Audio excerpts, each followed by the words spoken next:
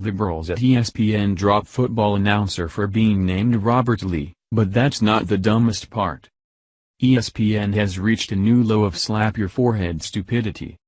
The world's leading sports network has removed an announcer from this weekend's University of Virginia football game because he is named Robert Lee. Before you laugh, however, you need to learn the rest of the story, which makes the decision even more absurd. ESPN's logic goes like this: the recent riots in Charlottesville, Virginia have put the entire country on edge.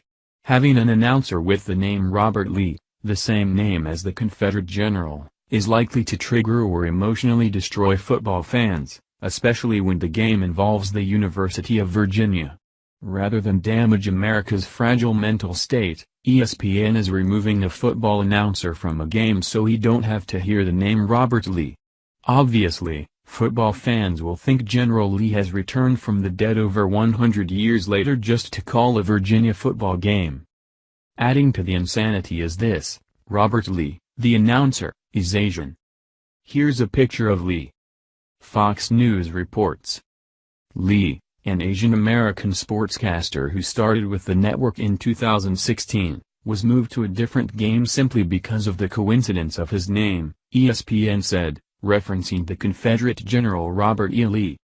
ESPN, which has faced accusations of liberal bias that some observers believe has led to a downtick in viewership, said it moved its announcer to the Youngstown State game at Pittsburgh.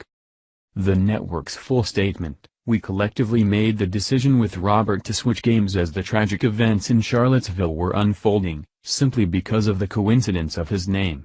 In that moment it felt right to all parties. It's a shame that this is even a topic of conversation, and we regret that who calls play-by-play for a football game has become an issue." Thank you for watching this video. What do you think about this? Share this on Facebook and Twitter along with your comments.